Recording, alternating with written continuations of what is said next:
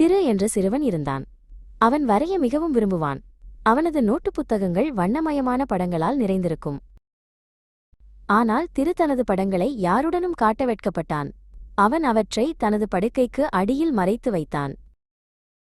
ஒருநாள் அவனது பாட்டி திருவின் அறைக்கு வந்தாள். அவள் திருவின் முகத்தில் ஒரு கவலையை பார்த்தாள். திரு, ஏன் இவ்வளவு சோகமாக இருக்கிறாய் என்று பாட்டி கேட்டாள்.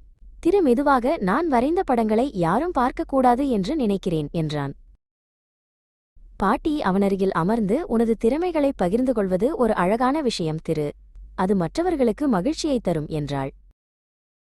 திரு தயக்கத்துடன் தனது நோட்டு புத்தகங்களில் ஒன்றை வெளியே எடுத்தான். பாட்டி அதை புரட்டி பார்த்தாள். அடடா, இவை எவ்வளவு அழகான படங்கள் என்று பாட்டி ஆச்சரியப்பட்டாள்.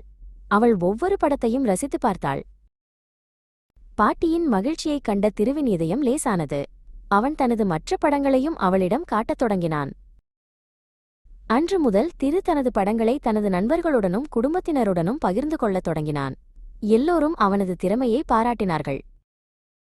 திரு தனது திறமையை பகிர்ந்து கொண்டபோது அவனும் மற்றவர்களும் எவ்வளவு மகிழ்ச்சியாக இருந்தார்கள் என்பதை உணர்ந்தான். திறமைகளை பகிர்ந்து கொள்வது உலகை இன்னும் அழகாக மாற்றும்.